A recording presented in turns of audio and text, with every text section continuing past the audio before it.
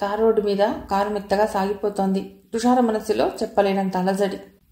చేతులు మాత్రం యాంత్రికంగా స్టీరింగ్ని తిప్పుతున్నాయి. జన్మలో తన మొహం చూడవద్దని శాసించిన రోహిత్ వద్దకు పెడుతోంది. ఇప్పుడు ఎటువంటి అవమానాన్ని ఎదుర్కోవలసి వస్తుందో. మళ్ళీ ఏ మొహం పెట్టుకుని వచ్చావని అతడు నిలదీసి అడిగితే తనేం సమాధానం చెప్పగలదు? భగవంతుడా, ఆవేశంలో ఆయన ఏమన్నా భరిస్తాను, కానీ మా మధ్య సఖ్యత కుదిరేలా చేయవు. నేను ఒంటరి జీవితాన్ని గడపలేను. 4 రోజులు దాటింది ఆయన్ని చూసి. అసలు ఇన్నాళ్ళు ఎలా ఉండగలిగాను? ఆయన ఒక్క క్షణం కూడా నన్ను విడిచిపెట్టి ఉండడానికి గిలగిల్లాడిపోయే ఆయన ఇన్నాళ్ళు నన్ను చూడకుండా ఎలా ఉండగలిగారు? అంతగా ఆయన మనస్సు విరిగిపోవటానికి నేను చేసిన నేరం ఏమిటి? పాపం ఏమిటి? ఆయన మనస్సుని రాయి చేసుకున్నట్లు నేనెందుకు చేసుకోలేకపోతున్నాను? కారు ఆపి దిగింది తుషార.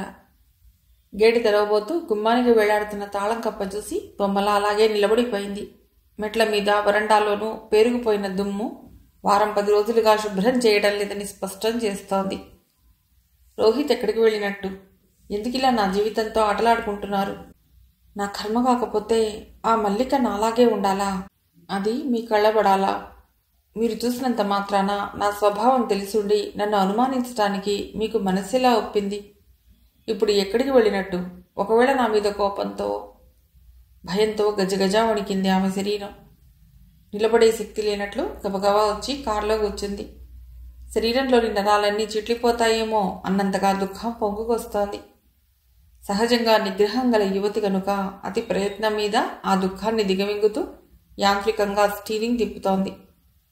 హార్న్ గట్టిగా మోగుతుంటే ఉలిక్కిపడి ఆలోచన నుండి తేరుకుని ముందుకి వస్తున్న సిటీ బస్సుని తప్పించుకునే ప్రయత్నంలో గబుక్కున రైట్ సైడ్కి టర్న్ చేసింది. వెనక నుండి స్పీడ్గా వస్తున్న ఆటో ఆ కార్ని గుద్దేసింది. స్టీరింగ్ తలకి కొట్టుకుని కళ్ల ముందు మెరుపులు మెరిసినట్టుగా స్పృహ తప్పి పడిపోయింది తుషార. ఆటోలో కూర్చున్న 2 ఆటో డ్రైవర్కి కూడా ఆ దెబ్బలు బాగానే తగిలాయి. తుషారతో పాటు వాళ్ళని కూడా గవర్నమెంట్ హాస్పిటల్లో చేర్పించారు. అప్పుడు డ్యూటీలో ఉన్న డాక్టర్ గంగాధరానికి చిరపరిచితుడే కావటంతో వెంటనే ఆయనకి ఫోన్ చేసి జరిగిన విషయం తెలియజేశారు. వెంటనే శ్రీకాంత్ వెంటబెట్టుకుని గంగాధరం గారు, సుగుణమ్మ కూడా ఆసుపత్రికి వచ్చేశారు. అప్పటికి కాస్త స్పృహలోనే ఉంది తుషార. కూతుర్ని కౌగిలించుకుని బోరుమంది సుగుణమ్మ. మీరు పేషెంట్ని అలా గాబరా పెట్టకూడదమ్మా, ఆవిడకేం ప్రమాదకరమైన దెబ్బలు తగలలేదు అంటూ తుషారని సరిగ్గా పడుకోబెట్టి తుప్పడి కప్పింది నర్స్.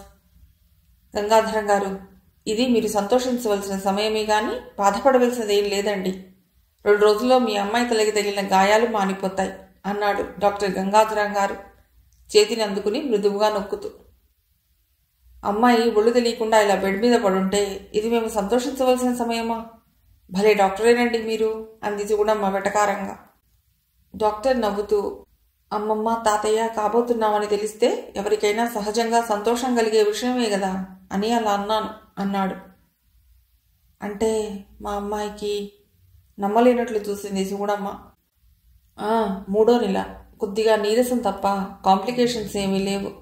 అమ్మాయిని మీరింటికి తీసుకెళ్లవచ్చు అంటూ వాడవలసిన మందులు రాసిచ్చి తీసుకోవలసిన జాగ్రత్తలు వివరించాడు. మగతగా కళ్ళు మూసుకుని పడుకుని ఉన్న తుషారకి డాక్టర్ అంటున్న మాటలు అమృతపు గుళికల్లా తీయగా అనిపించి మధురమైన భావనలు ఒళ్లంతా పాకే. Thank you doctor, thank you very much. సంతోషం ఆపుకోలేక డాక్టర్ చేయి పట్టుకుని ఊపేశారు గంగాధరం గారు. మెల్లిగా కళ్ళు తెరిచి చూసింది తుషార. నా తల్లి బంగారు కొండ, ఇంతదాకా మాకు చెప్పకుండా దాచుకున్నావెందుకమ్మా? చెంపలు నిమురుతూ కూతురు నెదుటి మీద ప్రేమగా ముద్దు పెట్టుకుంది సుగుణమ్మ. అసలు తనకి తెలిస్తేగా వాళ్ళకి చెప్పటానికి లోపలే అనుకుంటూ అవ్యక్తమైన ఆనందంతో ఉక్కిరి బిక్కిరి అవుతూ తల్లి వక్షంలో మొహం దాచుకుంది తుషార. అమ్మా నీకేమైంది? పక్కలో కూర్చుని బిక్కమొహంతో అడుగుతున్న బాబును గబుక్కుల దగ్గరకు లాక్కుని, ఏం లేదు నాన్న, నువ్వు మా ఇంటికి వచ్చిన వేళ మంచిదిరా అంటూ తన హృదయానికి హత్తుకుని ముద్దులతో ఉక్కిరి బిక్కిరి చేసేసింది. డాక్టర్కి ఘనంగానే బహుమతులు ముట్టజెప్పి తుషారను ఇంటికి తీసుకొచ్చేశారు గంగాధరం గారు. సుగుణమ్మ హడావుడికి అంతేలేదు. భార్య మమకారం మరుగున పడినా బిడ్డ కోసమైనా రోహిత్ తిరిగి భార్య సన్నిధికి రాకుండా ఉండడన్న ఆశ వారిలో మొలకెత్తడంతో వారి మనస్సులు కాస్త కుదుటపడ్డాయి. అసలు డ్రైవర్ని తీసుకువెళ్లకుండా ఒంటరిగా ఎందుకు వెళ్ళావమ్మా? వేడివేడి పాలు తాగిస్తూ అంది సుగుణమ్మ. అమ్మా, రోహిత్, నా రోహిత్. ఆ పైన మాట్లాడలేకపోయింది. దుఃఖం గొంతులో అడ్డుపట్టంతో. అవును తల్లి, ట్రాన్స్ఫర్ చేయించుకుని ఈ ఊరు నుండి వెళ్ళిపోయాట. నాకు మొన్ననే తెలిసిందమ్మా. ఓదార్పుగా కూతురి తల నిమిరారు గంగాధరం గారు. నేనేం పాపం చేశాను నాన్న? అసలు నన్ను ఎందుకు కన్నావమ్మా? తల్లిని కౌగిలించుకుని బోరుమంది. ఊరుకో తల్లి, ఇది పాపం కాదమ్మా, విధిరాత. పిల్లల కోసం తప్పించి తప్పించి చివరికి నిన్ను కన్నాను. అల్లారు ముద్దుగా పెంచి పెద్ద చేశా. నీ కళ్ళల్లో నీళ్లు తిరిగితే మా కళ్ళల్లో నుండి నెత్తురు కారుతున్నట్లు గిలగిల్లాడాము. నీ కాల్లో ముల్లుగుచ్చుకుంటే మా గుండెల్లో గుణపాలు దిగబడినట్లు విలవిల్లాడాము. ఇప్పుడు నీ స్థితిలో చూడవలసి వస్తుంది. నీ జీవితం ఇలా అవుతుందని తెలిస్తే నీకు అసలు పెళ్లే చేసేవాళ్ళం కాదు తల్లి, గాద్గద స్వరంతో అంది సుగుణమ్మ. బాగుంది తెలివి. నేను రేపే బయలుదేరి అనంతపురం వెళ్ళి వేయంకుడు గారితో మాట్లాడొస్తాను. అన్నీ అవే చక్కబడతాయి. అనవసరంగా బాధపడకండి అన్నారు గంగాధరం గారు. వద్దు నాన్నగారు. ఎన్నోసార్లు రోహిత్ దగ్గరకు వెళ్ళి అవమానాల పాలే తిరిగి వచ్చారు. మా అత్తగారి నోరు అస్సలు మంచిది కాదు. మీరలా నా కోసం వాళ్ల చేత మాటలు పట్టం నేను భరించలేను నాన్నగారు. దోసిట్లో మొహం దాచుకుంది తుషార. పిచ్చి తల్లి, నీ కాపురం చక్కబడుతుందంటే ఇంకా ఎన్ని అవమానాలైనా భరిస్తానమ్మా అన్నారు గంగాధరం గారు. ఆడపిల్ల గలవాళ్ళం అభిమానపడితే సాగుతుందా తల్లి అంది సుగుణమ్మ కళ్ళనీళ్లు ఒత్తుకుంటూ. వద్దమ్మా, అసలు నేనేం తప్పు చేశానని అలా అభిమానం చంపుకుని వెళ్ళి మీరు అవమానాలు భరించాలి? నాన్నగారు, మీరెవరైనా వెళ్లారంటే నా మీద ఒట్టే. అయినా రాయబారాలతోటి సంప్రదింపులతోటి కాపురాలు చక్కబడవు నాన్నగారు. ఓ ఉత్తరం రాసి పడేయండి. భార్య కావాలనుకుంటే ఆయనే వస్తారు అంది స్థిరంగా. అది కాదమ్మా. క్షమించండి నాన్నగారు, ఈ విషయంలో నేను ఎవరి మాట వినను. జరిగేదేదైనా అనుభవించడానికి నేను సిద్ధంగా ఉన్నాను. నీ ఇష్టం అనేసి ముఖం పక్కకి తిప్పుకున్నారు గంగాధరం గారు. సుగుణమ్మ మాత్రం దుఃఖం ఆపుకోలేక చెంగు నోటికడ్డు పెట్టుకుని లేచి లోపలికి వెళ్ళిపోయింది. తల మీద ఉన్న కట్టుని చేత్తో పట్టుకుని నిస్త్రాడగా వెనక్కి వాలిపోయింది తుషార. దగ్గరకు రాబోయిన శ్రీకాంత్ కూడా ఆమె మొహం చూసి వెనక్కి వెళ్ళిపోయి గంగాధరం గారి ఒడిలో చేరాడు. మిస్ రూపా, మిమ్మల్ని మా స్కూల్ హెడ్ మిస్ట్రెస్గా సెలెక్ట్ చేయటంలో మా ఉద్దేశం ఏమిటో తెలుసా? గంభీరంగా అడిగింది తుషార. తెలుసు మేడం. ఫ్యాక్టరీ వర్కర్ల పిల్లలు కేవలం మళ్లీ వర్కర్లగానే తయారవ్వకుండా ఉన్నత విద్యని అభ్యసించేందుకు అనువుగా తీర్చిదిద్దాలి. అందుకు నా సాయశక్తిలా కృషి చేస్తూ మీ సంకల్పం నెరవేర్చగలనని హామీ ఇస్తున్నాను. నా ప్రయత్నాలు సఫలీకృతం కాని పక్షంలో మిమ్మల్ని ఇబ్బంది పెట్టకుండా నా అంతట నేనే రిజైన్ చేసి వెళ్ళిపోతాను స్థిరంగా నమ్మకంగా చెప్పింది రూప. That's good. మా టైపిస్ట్ దగ్గర నుండి అపాయింట్మెంట్ ఆర్డర్ తీసుకుని రేపే వచ్చి డ్యూటీలో జాయిన్ అవ్వండి. చూడమ్మా, మరో విషయం. హెడ్ మిస్ట్రెస్ పనిచేసే విధానం మీదనే మిగిలిన టీచర్ల తీరుతెన్నులు ఆధారపడి ఉంటాయి. అందుకే రౌతు కొద్దీ గుర్రవన్నారు మన వాళ్ళు. నీకు తెలుసుననుకుంటాను అన్నారు గంగాధరం గారు.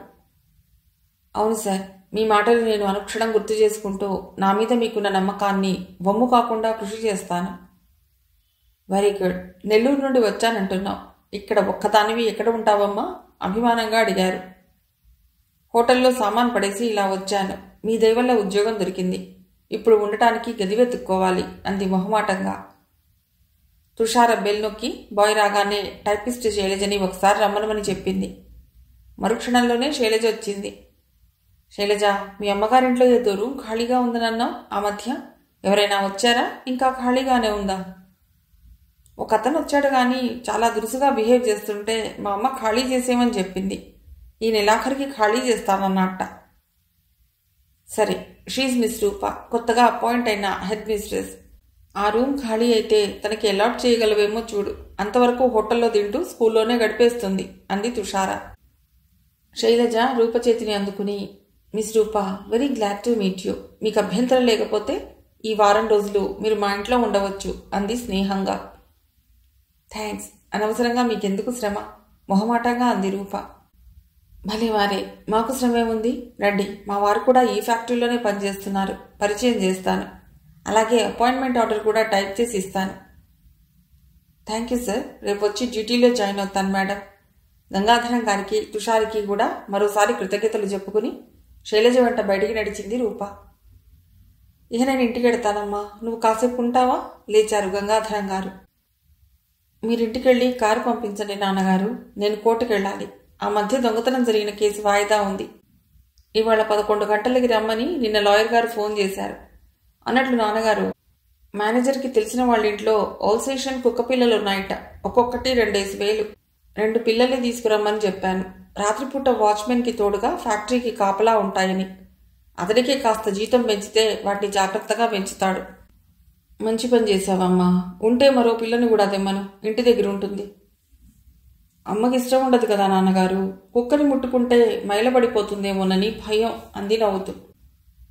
మీ అమ్మ దాన్ని ముట్టుకోవాలేమిటి, చెంగయ్య చూసుకుంటాళ్లే. అలాగే చెప్తానులేండి, ఇక మీరు ఇంటికెళ్ళి రెస్ట్ తీసుకోండి అంది.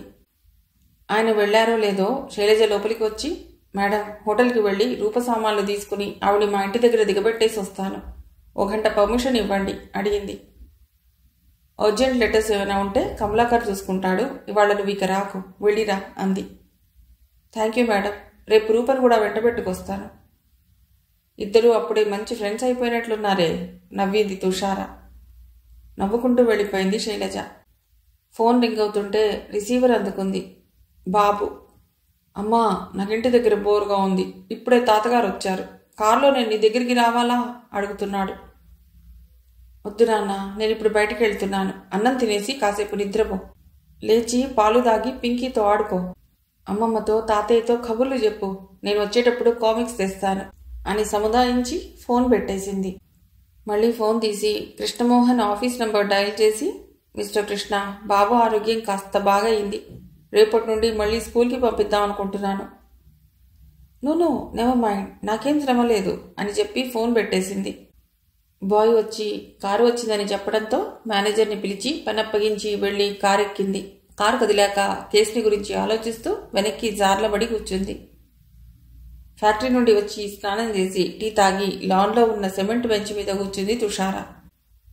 పింకీ ఆమె భుజం మీదికి ఒళ్ళోకి గెంతుతూ ముక్కుతో సున్నితంగా పొడుస్తోంది. రాకీ కాళ్ల చుట్టూ తిరుగుతూ ప్రేమగా పాదాలు నాకుతోంది. చల్లని పిల్లగాలు తాకిడికి తుషార ముంగుర్లు అలవోకగా కదులుతూ పాలభాగాన్ని ముద్దాడుతున్నాయి. సంధ్యారుణ కాంతులు ఆమె చెక్కిళ్లపై మెరుస్తున్నాయి. చేతిలో మ్యాగజైన్ ఉన్న ఆమె దృష్టి దాని మీదకి పోవటం లేదు. ఎదురుగా అశోక వృక్షంపై ఉన్న పక్షుల జంటపై రూపునిల్చింది. అల్పజీవులైన ఆ పక్షులు ఎంత అదృష్టం చేసుకున్నాయి. మేధస్సు పెంచుకుని సృష్టికి ప్రతిసృష్టి చేయగల సామర్థ్యాన్ని పెంచుకున్న మానవులు విచక్షణా జ్ఞానాన్ని కోల్పోయి రాక్షసుల్లా సంచరిస్తున్నారు. అశాశ్వతమైన ఈ జీవితం మీద మమకారాన్ని పెంచుకుని ఎన్నో కష్టాలకు నష్టాలకు గురవుతున్నారు. అన్ని జన్మల్లోకి మానవ జన్మ ఉత్తమమైనదంటారు. కానీ నేటి కొందరు మానవుల పశు రాక్షస ప్రవృత్తి చూస్తుంటే అసలు జీవితం అంటేనే విరక్తి కలుగుతోంది. స్త్రీ పురుషుల అనుబంధం ఎంతో పవిత్రమైనదంటారు. కానీ ఆ అనుబంధాన్ని నీచ భావంతో తప్ప మరే దృష్టితోనూ చూడలేనంతగా కుళ్ళిపోయింది నేటి సమాజం. గేట్లో నుండి ఆటో లోపలికి దూసుకురావడంతో ఆమె ఆలోచన స్రవంతికి ఆనకట్టబడింది. ఆటోలోంచి దిగిన వ్యక్తిని చూడగానే ఒక్క పరుగులో దగ్గరకు వెళ్ళింది. తమ్ముడు అంటూ. ఇదేమిటక్కా ఇలా జిక్కిపోయావు, ఒంట్లో బాగుండటం లేదా అడిగాడు ఫణీంద్ర కళ్లలో నీళ్లు నింపుకుని. నేను బాగానే ఉన్నాను, కానీ నువ్వే చిక్కిపోయావురా. ముందు లోపలికి వదా. వస్తున్నట్లు ముందుగా ట్రంకాలైనా చేయలేదేమిటి అంది సంతోషంతో చెమర్చిన కళ్ళను ఒత్తుకుంటూ. 2 సార్లు ట్రై చేశాను, లైన్ దొరకలేదక్కా. అమ్మా నాన్న లేరా? అలా గుడికి వెళ్లారు. అక్కడేదో స్వామీజీ ఉపన్యాసం ఉందిట. నువ్వు వెళ్ళి స్నానం చేసిరా. నేను ఈలోగా కాఫీ టిఫిన్ రెడీ చేస్తాను. నేను చూడగానే నా ఆకలి అలసట అన్నీ ఎగిరిపోయాయక్క నిండుగా నవ్వాడు ఫణీంద్ర. తమ్ముడిని చూసిన ఆనందంలో తాత్కాలికంగా తన బాధని మర్చిపోయింది తుషార. అతడు స్నానం చేసి వచ్చేసరికి తమ్ముడికి ఇష్టమైన జీడిపప్పు ఉప్మా సిద్ధం చేసి కొసరి తినిపించింది. అతడికి ఇష్టమైన బ్రూ కాఫీ కలిపించింది. ఏటక్క, బావగారేమంటున్నారు? అల్లుడు పుట్టబోతున్నాడని నాన్నగారు రాసిన ఉత్తరం చూశాక నాకెంత సంతోషం అనిపించిందో తెలుసా. అన్నట్లు బావగారికి ట్రాన్స్ఫర్ అయిందిట. నాన్నగారు రాస్తూనే ఉన్నారు, కానీ అసలు నువ్వు ఉత్తరాలు రాయడమే మానేశావేమిటి? ఒక్కొక్కసారి నీ మీద భలే కోపం వచ్చి వెంటనే బయలుదేరి వచ్చేద్దామనిపించేది తెలుసా. పెళ్ళైతే మాత్రం, తల్లి కాబోతూ ఉంటే మాత్రం ఈ తమ్ముడిని అంతగా మర్చిపోవాలేం. తమ్ముడు అలా గలగలా మాట్లాడేస్తూ ఉంటే ఏం సమాధానం చెప్పాలో తెలియక మొహం పక్కకి తిప్పుకున్నా తుషార చివరి మాటలు విని, నిన్ను మర్చిపోవడం ఏమిట్రా పిచ్చి, నాన్నగారి ఒంట్లో బాగుండటం లేదని ఈ మధ్యన ఫ్యాక్టరీ గొడవలన్నీ నెత్తిన వేసుకుంటున్నాను. దానితో అస్సలు తీరిక ఉండటం లేదు. నాన్నగారు రాస్తున్నారు కదా ఉత్తరాలు అని నేను బద్దకిస్తున్నాను అంది గద్గద స్వరంతో. అమ్మా అమ్మా అంటూ లోపలికి పరిగెత్తుకొచ్చిన శ్రీకాంత్ ఫణీంద్రుడి చూసి గుమ్మం దగ్గరే ఆగిపోయాడు. రా కాంతు, వచ్చి అంకుల్కి నమస్తే చెప్పు పిలిచింది Tushara. Hello uncle, glad to meet you. ఫణికి షేక్ హ్యాండ్ ఇచ్చాడు శ్రీకాంత్. ఫణీంద్ర బాబుని ముచ్చటగా దగ్గరికి తీసుకుంటూ, ఈ అల్లుడెవరే అక్క అన్నాడు. అమ్మా నాన్నగారు వచ్చారు అంటూ గబగబా హాల్లోకి వెళ్ళి, నాన్నగారు శుభవార్త అంది. నువ్వింత సంతోషంగా ఉండటమే మాకు శుభవార్త, చెప్పమ్మా అన్నారు గంగాధరం గారు. తమ్ముడొచ్చేశాడు అంటుండగానే వెనక నుండి ఫణీంద్ర వచ్చి తల్లిదండ్రుల పాదాలకి వందనం చేశాడు. ఇన్నాళ్ల ఇందిర నిన్ను చూసి కొడుకు ఒళ్ళు నిమురుతూ కళ్ళనీళ్లు పెట్టుకుంది సూనమ్మ. సరేలే, నెత్తిన నీళ్లకుండా ఉన్నట్లు మాటకు ముందు కన్నీళ్లు వచ్చేస్తాయి. లేచి వెళ్ళి అబ్బాయికి భోజనం ఏర్పాట్లు చూడరాదు అన్నారు గంగాధరం గారు. ఇదిగో ఈ అన్నపూడమ్మ ఉందిగా, నాకు టిఫిన్ కాఫీ చేసిచ్చి కబుర్లు చెప్తూ వంట కూడా చేసేసింది నాన్నగారు. తుషార వైపు చూసి నవ్వాడు ఫణీంద్ర. అంకుల్, అమ్మ పేరు అన్నపూర్ణ కాదు, తుషార అన్నాడు బాబు. ఒరేయ్, ముందుకొచ్చిన చెవుల కంటే వెనకొచ్చిన కొమ్ములు వాడి అన్నట్లు నువ్వు నాకు చెప్తున్నావట్రా. అడగకుండానే ఆకలి తీర్చేవాళ్ళని అన్నపూర్ణ అనొచ్చు. వాళ్ళ పేరు ఏదైతేనేం గాక అని తుషార వైపు తిరిగి, ఈ గడుగ్గా అల్లుడెవరే అక్క అన్నాడు. అల్లుడే, పొయ్యి మీద కూర ఉంది, దించి వస్తాను అంటూ అక్కడ నుండి లేచి లోపలికి వెళ్ళిపోయింది తుషార. కనుబొమ్మలు ముడిచి తుషారనోసారి చూసి తల్లిదండ్రులతో కబులలోకి దిగాడు ఫణీంద్ర అన్యమనస్కంగానే. అక్క పోలికల్ని పుడికిపుచ్చుకున్న బాబుని మాటి మాటికి చూస్తూ కబుర్లు వింటున్నాడు. సమయం 5:30 దాటబోతోంది. పండు ముత్తైదువ నుదుటి కుంకుమలా ఎర్రగా మెరిసిపోతున్నాడు సూర్యభగవానుడు. మార్చి నెలేమో ఎండ తగ్గినా వాతావరణం వేడిగానే ఉంది. ఫుల్ సూట్లో ఉన్న రోహిత్ అసహనంగా హాల్లో పచాలు చేస్తున్నాడు. రాణిగారు, ఇంకా మీ ముస్తాబు పూర్తి కాలేదా? మేడం మీదికి చూస్తూ విసుగ్గా పిలిచాడు. వస్తున్నా, జస్ట్ 5 minutes. సమాధానం అయితే వచ్చింది గాని ఆ గొంతు తాలూకు మనిషి జాడలేదు. టైం అయిపోతుందా అసలు? అతని మాట పూర్తి కాకముందే ఐఆమ్ రెడీ అంటూ మెరుపు తీగలా ప్రత్యక్షం అయింది తుషార. నావీ బ్లూ మీద తెల్లటి చిన్న చిన్న పూలున్న విమల్ చీర, తెల్లటి వీ నెక్ బ్లౌజ్, చెవులకు నీలం రాళ్లున్న జుంకాలు, చేతులకి నీలం రాళ్లున్న గాజులు, ముఖాన నీలిరంగు బొట్టు, అందంగా షేవ్ చేయబడిన కనుబొమలు, సన్నని నాసిక, ఎర్రగా ముద్దుగా ఉన్న లేత పెదవులు, ఆ పెదవులపై చిరుదరహాసం, చూపరులను అయస్కాంతంలా ఆకర్షించే ఆ చూపు, ఆ చూపులోని ఆత్మీయత, నడకలోని హుందాతనం, అవయవాల పొందికలో ప్రతి చర్యలో రాజసం. వయ్యారంగా మెట్లు దిగి వస్తున్న తుషారని చూస్తూ బొమ్మలా అలాగే నిలబడిపోయాడు రోహిత్. దివి నుండి దిగి వస్తున్న ఆకాశ శకలంలా మబ్బు కన్నెలా అనిపించింది ఆమె అతడి కళ్ళకి. ఆమె హంసగమనానికి చెవులకున్న జుమకాలు అలవోకగా కదులుతూ ఆమెకు మరింత అందాన్ని చేకూరుస్తున్నాయి. అందమైన శరీర సౌష్ఠవానికి మెరుగులు దిద్దినట్లున్న అలంకరణని చూస్తూ మైమరచిపోయి అలాగే నిలబడిపోయాడు రోహిత్. అబ్బా, ఏమిటా చూపు, కొత్త వాళ్ళని చూసినట్లు. 2 సార్లు పిలిచినా పలకని భర్త భుజం పట్టి కుదిపింది తుషార. ఆమె భుజం చుట్టూ చేతులు వేసి మత్తుగా మెత్తగా ఆమె కళ్ళలోకి చూస్తూ, ఎప్పటికప్పుడే కొత్త కొత్తగా అందాలతో నా కళ్ళకి విందు చేస్తూ ఉంటే కొత్తగానే వింతగానే చూడవలసి వస్తోంది మరి అన్నాడు. అందంగా సిగ్గుపడింది తుషార. నేను రానంతసేపు టైం అయిపోతోంది అంటూ గావు కేకలు పెట్టేశారు. తీరా వచ్చాక ఇంకా ఏమిటి బాబు ఆలస్యం గోముగా అంది. నీవు రానంతసేపు రాగానే దీర్ఘం తీస్తున్న భర్తని చూస్తూ ముద్దుగా నవ్వింది. బాగుంది గాని ఇహ ఆపండి, పదండి, సినిమాకి టైం అయిపోతోంది అందంగా అమర్చిన చీర కుచ్చిళ్లనే మరోసారి సర్దుకుంటూ అంది. ఆహా, నేను రాను, మూతి బిగించాడు. అబ్బబ్బా, మళ్ళీ అలుక. మీ అలుకలు తీర్చేసరికే నాకు నీరసం వచ్చేట్టుంది. చేత్తో తలగొట్టుకుని, ఇంతకీ ఈ దీనురాలు చేసిన అపరాధం ఏమిటి స్వామి అంది చేతులు జోడించి, గుండ్రని కళ్ళని అందంగా తిప్పుతూ. నీ అందంతో నన్ను పిచ్చెక్కించటం. అంతే కదా. నవ్వేసి అతడి దగ్గరగా వచ్చి భుజాల చుట్టూ చేతులు వేసి, పిచ్చెక్కించటానికి కాదు, శ్రీవారికి విందు చేయటానికే ఈ అందాలన్నీ పదిలంగా కాపాడుకుంటూ వచ్చాను ఇన్నాళ్ల నుండి అంది అనురాగపూరిత దృక్కులు సారిస్తూ. అయితే సినిమా మానేసి హాయిగా.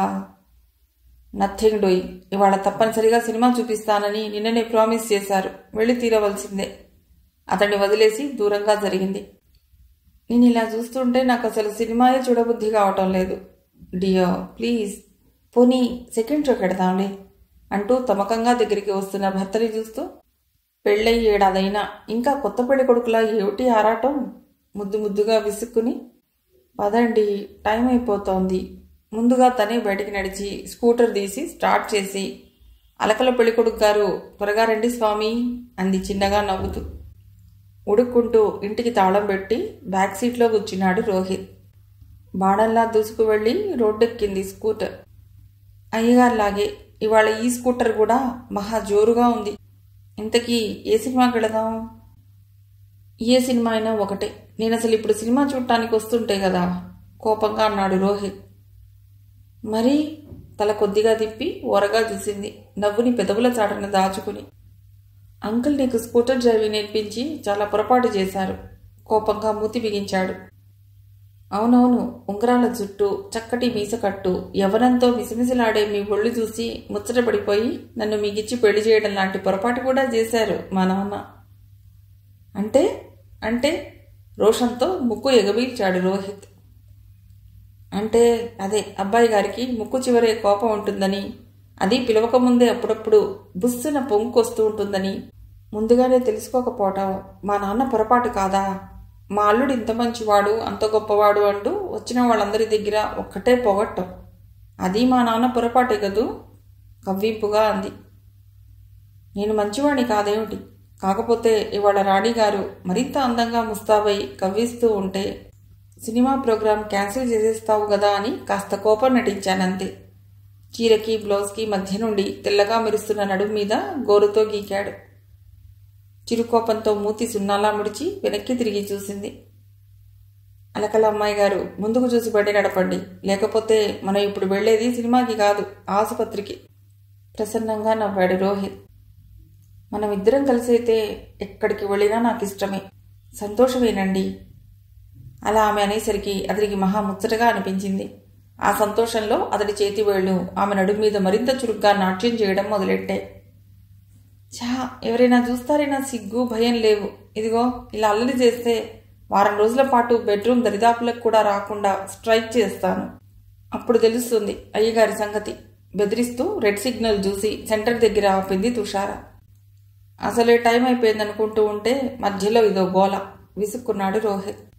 మీకున్నంత తొందర దానికి లేదు మరి అల్లరిగా నవ్వింది తుషార. ఇంత ఆరాటపడి వాళ్ళు వెళ్లేసరికి సినిమా మొదలయ్యింది.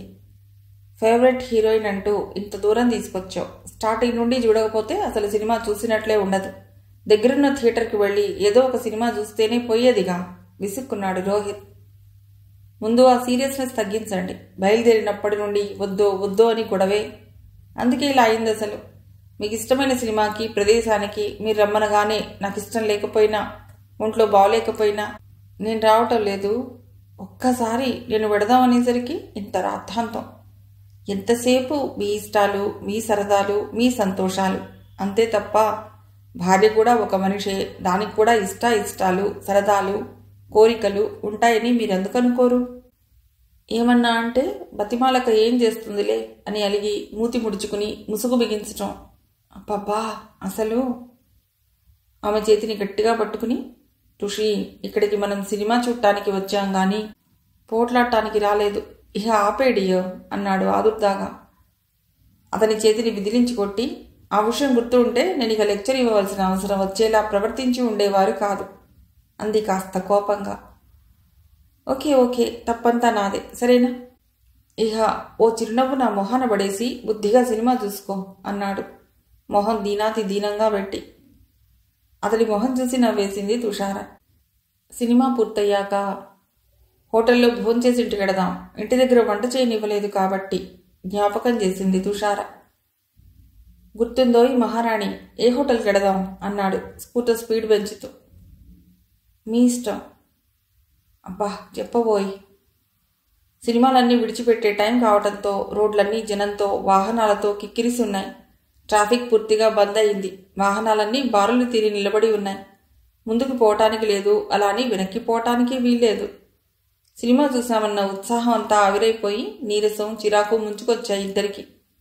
అతడు వద్దన్నప్పుడు మానేసి హాయిగా ఇంట్లో కూర్చుంటే బాగుండేది అని కూడా అనిపించింది తుషారకి. లైన్ ఎప్పటికీ క్లియర్ అవుతుందా అని చూస్తున్న తుషార అమ్మా అమ్మా అని పిలుస్తూ ఓ కుర్రవాడు కాళ్ళని గట్టిగా వాటేసుకోవటంతో ఉలిక్కిపడి స్కూటర్ దిగిపోయింది. 5-6 సంవత్సరాల వయసు ఉంటుందేమో. బాబు ముద్దుగా ఉన్నాడు. రోహిత్ వెనక్కి చూసి కాలు నేల మీద ఆంచి నిలబడుతూ ఎవరా నువ్వు, పో అవతలికి కసిరాడు. అమ్మా అమ్మా నేనమ్మా, నీ కాంతూని. పారిపోతుందేమో అన్న ఆరాటంతో 2 చేతులతో గట్టిగా పట్టుకున్నాడు తుషారని. నోర్మయ్, త్వరగా పక్కకి వెళ్ళు. ఏ ఆటో కిందైనా పడ్డావంటే పచ్చడైపోతావు. కోపంగా చిరాగ్గా ఉన్నాడేమో గట్టిగా అరిచాడు రోహిత్. చుట్టూరా ఆగి ఉన్న వాళ్ళందరి దృష్టి అటు మళ్ళింది. అయోమయనుడి తేరుకున్న తుషార ఇలా విసుక్కుంటారెందుకు, పాపం తప్పిపోయినట్లున్నాడు అని ముందుకు వంగి తన మోకాళ్ళ చుట్టూ బిగిసి ఉన్న బాబు చేతుల్ని విడదీస్తూ, బాబు నువ్వెవరబ్బాయివి, ఇలా ఎందుకొచ్చావు మృదువుగా అడిగింది. రామ్మా మన ఇంటికి వెళ్ళిపోదాం. వెక్కి వెక్కి ఏడుపు మొదలెట్టాడు బాబు. ఛస్ బ్లడీ బాస్టర్డ్, పోతావా పోవా. స్కూటర్ స్టాండ్ వేసి బాబు రెక్కబట్టుకుని దూరంగా గుంజాడు రోహిత్. ఇంకొంచెం ఏడుపు పెంచేశాడు బాబు. మీ ఇల్లెక్కడ బాబు, ఇంత రాత్రిపూట ఇలా ఎందుకు వచ్చావు. బాబుని దగ్గరికి తీసుకోకుండా ఉండలేకపోయింది తుషార. తుషి, వాడిల్లు ఎక్కడైతే నీకెందుకు. ఎవరబ్బాయో ఏమిటో, పాపం తప్పిపోయినట్లున్నాడండి ఈ నడి రోడ్డు మీద ఈ రాత్రిపూట. ఏ ఆటో కిందైనా పడితే పాపం అన్యాయంగా చచ్చిపోతాడు అంటుండగానే సిగ్నల్ మారి ముందున్న వాహనాలు కదిలి వెనక వాటికి దారిచ్చాయి. తుషార చప్పున బాబుని ఒళ్ళోకి తీసుకుని స్కూటర్ ఎక్కింది. ఆ బాబు చూపిన ఇంటి ముందు స్కూటర్ ఆపాడు రోహిత్ రుసరుసలాడుతున్నాయి. అమ్మా రామ్మా. అమ్మా లేదు బొమ్మ లేదు, లోపలికి పదరా పిసుక్కున్నాడు రోహిత్. అతడికి మహా తిక్కగా ఉంది. ప్లీజ్ నా కోసం ఒక్క 10 నిమిషాలు ఓపు పట్టండి బతిమాలింది తుషార. ఆమె గొంతులోని మార్ధవానికి అతడి కోపం మంచులా కరిగిపోయింది. అది ముచ్చటగా ఉన్న డాబా ఇల్లు. బాబు చేయి పట్టి లాక్కు వెళుతుంటే తుషార ఆమె వెనక రోహిత్ లోపలికి నడిచారు. తలుపులు బార్లా తెరిచి ఉన్నాయి. ఎక్కడా ఏ విధమైన అలికిడి లేదు. అంతటా లైటు మాత్రం దేదీప్యమానంగా వెలుగుతున్నాయి. Daddy daddy అమ్మొచ్చింది. తుషార చేయి వదిలిపెట్టకుండానే గట్టిగా అరిచాడు బాబు. స్ఫురద్రూపి ఆజానుబాహుడు సుమారు 30 ఏళ్ల యువకుడు చేతిలో ఉన్న గ్లాసుని టేబుల్ మీద పెట్టి సీసాలోని ద్రవాన్ని గ్లాసులోకి వంచబోతూ తలెత్తి చూసి ఒక్క అంగలో దగ్గరికి వచ్చి, మళ్ళీ వచ్చేశావా. 2 చేతులు చాపి తుషారను పట్టుకోబోతూ ఉంటే రోహిత్ ఒక్క ఊపులో తుషారని వెనక్కి లాగాడు. మళ్ళీ మళ్ళీ దోసిట్లో మొహం దాచుకున్నాడతడు.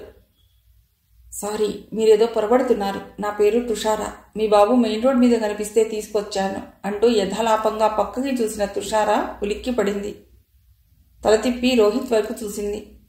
అప్పటికే అతడు అటు చూశాడన్నట్లు గుర్తుగా అతడి మొహం బిగుసుకుంది. ఏమీ మాట్లాడకుండా విసురుగా బయటికి నడిచాడు. అమ్మా వెళ్ళకమ్మా అంటూ ఏడుస్తూ అడ్డు వచ్చిన బాబుని తప్పించుకుని గబగబా బయటికి నడిచి స్కూటర్ ఎక్కింది. ఆమె సరిగ్గా సర్దుకుని కూర్చోకముందే ఫుల్ స్పీడ్తో ముందుకి ఉరికింది స్కూటర్. తూలి పడబోయి గట్టిగా అతడి భుజాన్ని పట్టుకుని నిలదొక్కుంది తుషార. అతనికి కోపం వచ్చిందని తెలుస్తున్నా అంతగా తన మీద చూపించటం ఎందుకో అర్థం కాక తికమక పడింది. మామూలుగా ఎప్పుడైనా అతడికి కోపం వస్తే ఇంటి దగ్గరైతే చెక్కిలి గింతలు పెట్టి నవ్వించటమో, జుట్టు పీకి చిన్న పిల్లల అల్లరి చేసి కవ్వించటమో అతడి కోపాన్ని పోగొట్టడం ఆమెకు అలవాటు. బయటికి వెళ్ళినప్పుడు అతనికి కోపం వస్తే, ఇటువంటి దుర్వాసుల వారితో నేను వేగలేను బాబు, మీ కోపం చల్లారేదాకా మా పుట్టింట్లో ఉండొస్తాను అంటే చాలు అతడికి కోపం మటుమాయం అవుతుంది. కానీ ఇప్పుడు అటువంటి చిట్కాలేవీ పనిచేయవని ఆమెకు అర్థమైపోయింది. అందుకే మౌనంగా ఉండిపోయింది తుషార. అగ్నిపర్వతం బద్దలైంది. అంతవరకు లోపలే అణిగి ఉన్న కోపం బుస్సున పోగింది. కళ్ళు నిప్పులు కక్కుతుంటే ఆ వేడికి మొహం ఎర్రగా కందింది. తుషార జుట్టు గట్టిగా పట్టుకుని, చెప్పు, ఎందుకిలా నాటకం ఆడుతున్నావు? పెదవులు గట్టిగా బిగించటంతో తౌడ ఎముకలు పైకి పొడుచుకొచ్చాయి. అతని ఉగ్రరూపం చూస్తున్న తుషారకి నోటమాట రాలేదు. జుట్టు మొత్తం ఊడిపోతుందేమో అన్నంత గట్టిగా పట్టుకున్న అతడి చేతి మీద చేయి వేసి, ముందు వదలండి, ఏమిటిది అంది కీచుగా. అసలే కలతబారిన మనస్సుతో సతమతమవుతున్న తుషార ఈ హఠాత్ పరిణామానికి మరింత కలవరపడింది. కట్టుకున్న మొగుడిని, కన్నబిడ్డని వదిలిపెట్టి వచ్చి నాకింత ద్రోహం చేస్తావా? ఏమిటి మీరనేది? తెల్లబోయిందామె, అతడి ఉద్దేశం స్పష్టంగా అర్థం కాక. ఛా, ఏమీ తెలియని నంగనాచిలా మాట్లాడకు, చంపేస్తాను. ఏమైంది మీకు ఈవేళ? పిచ్చి పట్టిందే. మనసారా కోరుకుని పెళ్లి చేసుకుని నువ్వే నా ప్రాణానివని పిచ్చిగా నమ్మాను. కానీ ఇలా ఒకటిని పెళ్లాడి బిడ్డని కని నిర్దాక్షిణ్యంగా వాళ్ళని వదిలిపెట్టి వచ్చేసి నంగనాచిలా నన్ను పెళ్లాడావని తెలిసాక నాకు పిచ్చి పట్టకేమవుతుంది? మరొకడైతే గుండెయాగి చచ్చేవాడు. నీ ప్రేమంతా బూటకం, నటన అని గ్రహించలేని నేను నిజంగా పిచ్చివాడినే.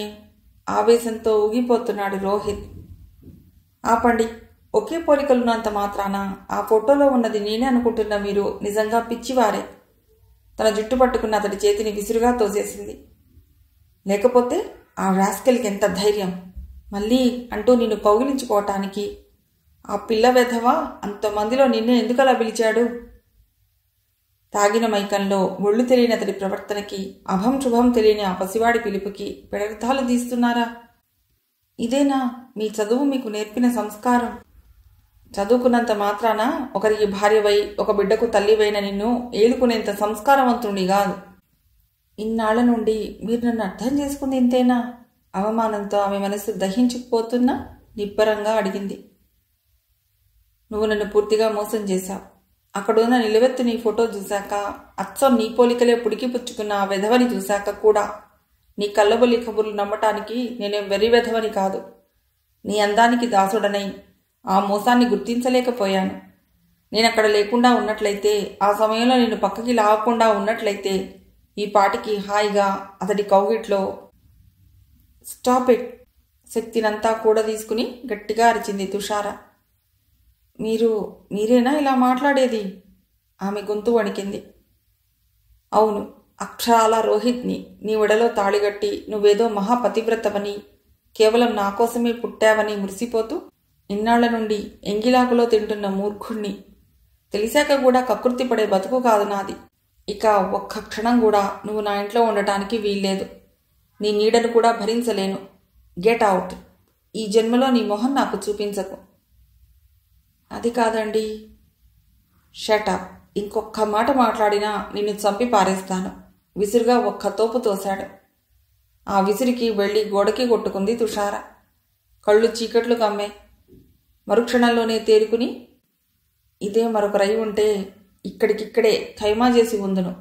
ఆవేశాన్ని అతి ప్రయత్నం మీద నిగ్రహించుకుని, ఆల్ రైట్, మీరు పొమ్మంటుంటే కూడా ఇక్కడే పడి ఉండటానికి నేనేం గతిలేని దాన్ని కాదు.